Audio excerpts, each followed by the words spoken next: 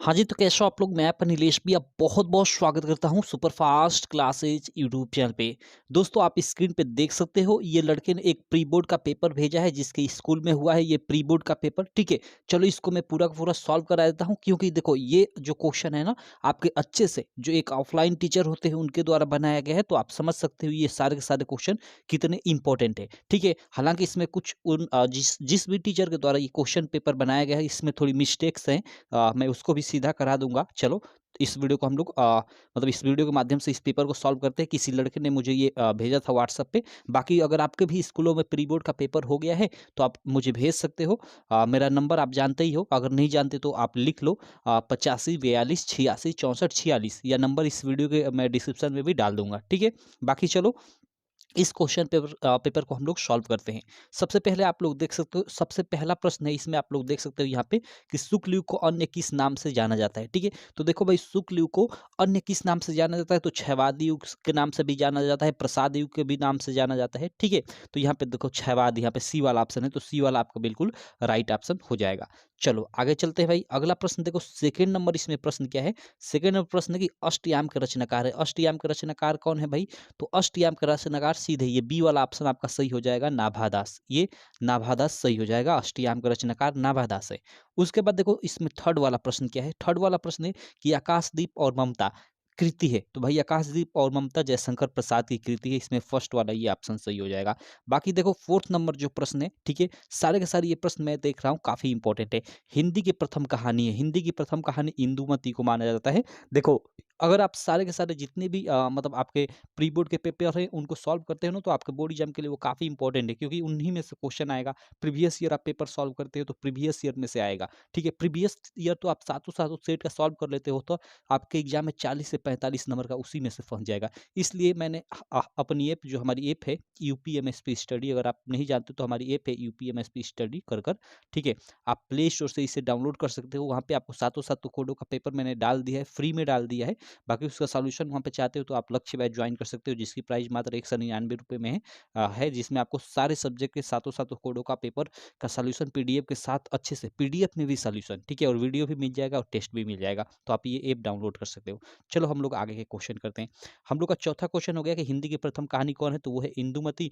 पांचवा क्वेश्चन है कि सरस्वती पत्रिका के संपादक थे। हमें बताना है कि सरस्वती पत्रिका के संपादक थे इस प्रश्न में, ठीक है? देखो, जो इसका सही ऑप्शन होगा, ठीक है, कि सरस्वती पत्रिका के संपादक थे, तो वो आपका इसमें ये ब वाला ऑप्शन यानी वही बी वाला महावीर प्रसाद द्विवेदी, आचार्य महावीर प्रसाद द्विवेदी सरस्वती पत्रिका के प्रथम संपादक हैं। चलो अगला क्वेश्चन कर लेते हैं भाई। अगला 5वें के बाद 6 नंबर क्वेश्चन क्या है कि बिहारी लाल की रचना है। हमें बिहारी लाल की रचना का नाम बताना है, तो सिंपल ये पहली ही रचना है बिहारी सतसई, ठीक है, ये सतसई।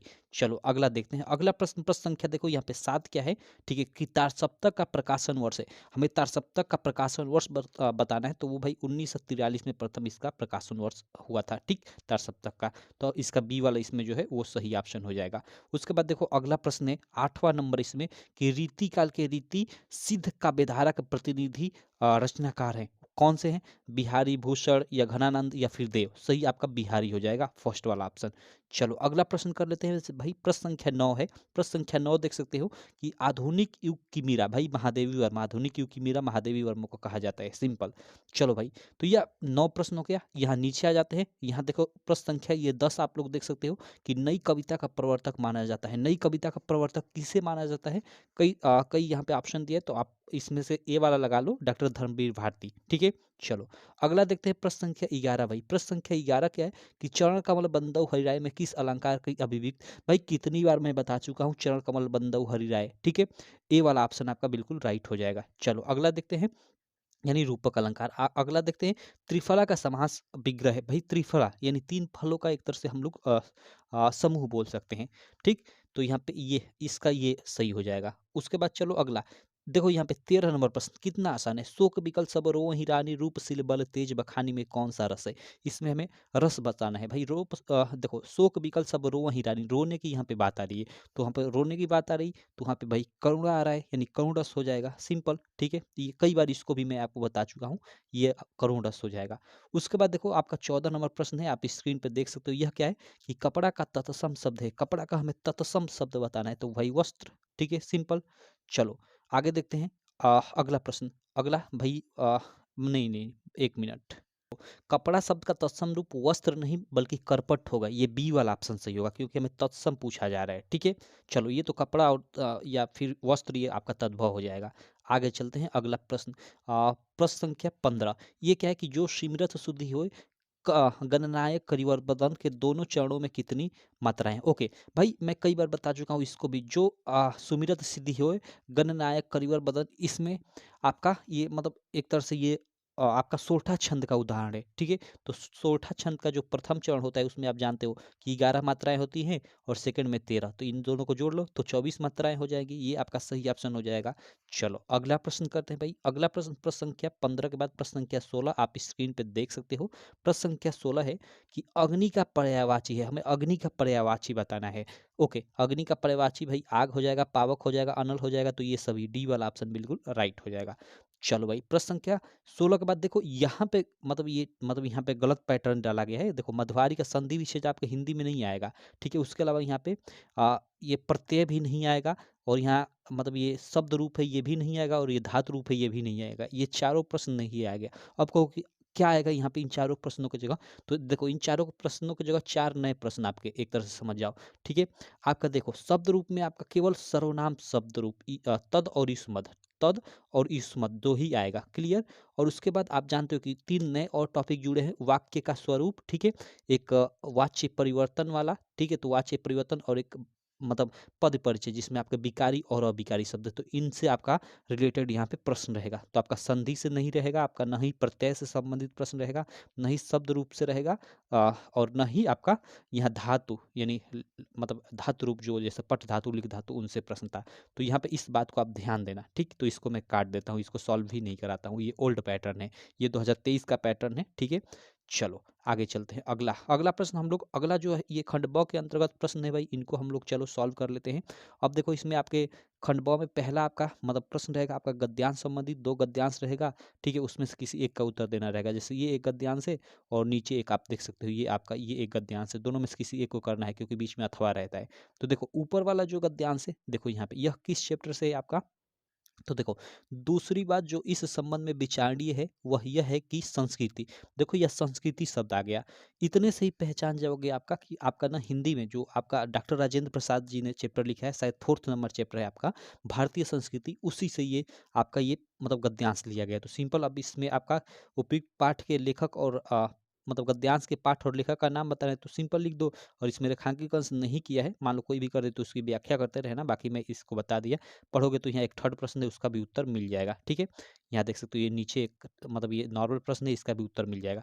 ठीक है, बाकी चलो ये अथवा वाला है, इसको भी देख लेते हैं, ये आपके किस चैप्टर से है। तो देखो ये आपका किस चैप्टर से है, यहाँ मैं इसको पढ़ता हूँ। देखो, कितना जीवन बरस पड़ा है इन दीवारों पर, जैसे फसाने अजायब का भंडार खुल पड़ा हो, ये तो 2023 के पेपर में भी आया था। ठीक है, ये अजंता वाला जो चैप्टर है ना, उसी से ये आपका ये गद्यांश लिया गया है। तो चलो हमने दोनों को कर लिया, बाकी आगे चलते हैं। ये देखो ये भी 2023 के पेपर में आया था, ये चींटी वाला। ठीक है, तो मतलब आसान है सब। ठीक है, उसके अलावा अथवा में इसमें इसमें क्या है, देखो अथवा में थोड़ा ये आपको भारी है, मतलब ये शायद आपको समझ में ना आए कहाँ से, कि निर्भय स्वागत करो मृत्यु का, मृत्यु एक विश्राम स्थल।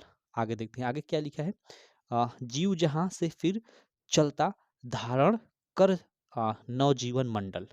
ये आपका ना स्वदेश, आई थिंक स्वदेश प्रेम जो आपका चैप्टर है ना, राम नरेश त्रिपाठी द्वारा लिखित, उसी से ये लिया गया है। तो आप इसको अच्छे से कर लेना, आपके एग्जाम में आ सकता है, ये काफ़ी इंपॉर्टेंट है। ठीक है, क्योंकि कई बार से ये आया नहीं है आपके एग्जाम में।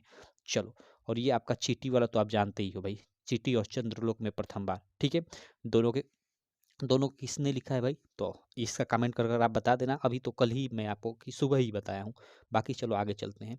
अगला प्रश्न यहाँ पे देख सकते हो, अगला प्रश्न जो 3rd नंबर रहेगा वो आपका संस्कृत का हिंदी अनुवाद, जो आपके पीछे हिंदी की संस्कृत वाला पाठ है उसका मतलब गद्यांश का आपका संदर्भ और हिंदी अनुवाद से संबंधित प्रश्न रहेगा।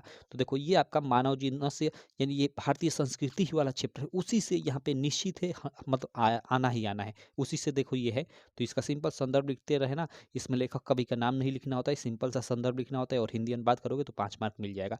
ये अथवा कर देखो, ये वाराणसी वाले चैप्टर से यहाँ पे ये दिया गया है, देख सकते हो। तो इसको भी कर सकते हो, ऊपर वाला ना कर इसको भी कर सकते हो अथवा वाला में। ठीक है, और ये आपका वाराणसी वाले से है। तो वाराणसी और भारतीय संस्कृति 2 चैप्टर आप पढ़ लेना अच्छे से, आपका 10 मार्क फिक्स हो जाएगा यहाँ पे। अगला चलो, अगला प्रश्न देखते हैं। अगला आप लोग का देखो पद्यांशों से संबंधित प्रश्न होगा, ठीक है? यहाँ पे चौथा देख सकते हो आप, तो ये देख सकते हो कि माता गुरुतरा भूमि खाद पिचो तस्त। भाई इसको मैं कराया हूँ, ये मान हित्वा प्रिय भवतु दोनों को कराया हूँ, ठीक है? अभी सुबह के ही पेपर में पता नहीं कि कब कराया था, ठीक है? तो ये काफ़ी आसान है भाई, ठीक है? चलो आगे देखते हैं अगला। ये आपका देखो, ये आपका भाई, तो ये पंडित खंडकाव्य के आधार पे नायक का चरित्र चित्रण कीजिए। वो तो जिस पता नहीं ये किस जिले का पेपर है, तो उस जिले का यहाँ पे जो भी हो, मतलब लड़के ने किया होगा।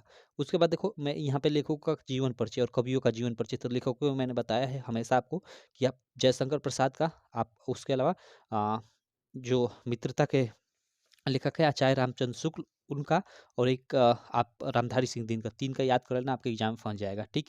और कवियों में आप लोग कम से कम 4 का, एक महादेवी वर्मा का, एक सूरदास का, एक तुलसीदास का, 3 का, और एक किसी और का याद कर लेना, आपके एग्जाम में फंस जाएगा, ठीक? उसके बाद देखो जो 7वां प्रश्न है यहाँ पे एक श्लोक लिखने को बोल रहा है, तो कोई भी आप श्लोक लिख लेना। उसके बाद देखो ये 8वां प्रश्न भी ओल्ड पैटर्न पे, ये 4 मार्क इसका दिया गया है, अब इसका 2 मार्क रहेगा 2024 में। और ये जो 9वां प्रश्न है इसका 9 मार्क दिया गया है, लेकिन इसका आपका 7 मार्क रहेगा।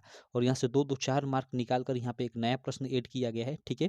पत्र लेखन वाला, यहाँ पे पत्र लेखन वाला एक नया आपका मतलब ऐड किया गया है 2024 में, ठीक है? तो ये रहा पूरा का पूरा ये एक पेपर, मतलब मुझे नहीं पता ये किस स्कूल का है, किस जिले का है, किसी लड़के ने ये भेजा था व्हाट्सएप पे, ठीक है? तो मैंने इसको सॉल्व कर दिया। बाकी आपके पास भी प्री बोर्ड पेपर है तो आप मेरे व्हाट्सएप पे भेज सकते हैं, ठीक है? मैं उसका सॉल्यूशन कर दूंगा। बाकी चलो मैं मिलता हूँ आपसे नेक्स्ट वीडियो में, आशा करता हूँ ये वीडियो आपको पसंद आई होगी। वीडियो पसंद आई तो चैनल को सब्सक्राइब कर देना, वीडियो को लाइक कर देना, और इस वीडियो के डिस्क्रिप्शन में ना आपको मेरी एप्लीकेशन का लिंक मिल जाएगा, उससे भी डाउनलोड कर लेना, आपकी स्टडी में काफ़ी हेल्प करेगा। तो चलो मिलता हूँ नेक्स्ट वीडियो में, तब तक के लिए थैंक यू।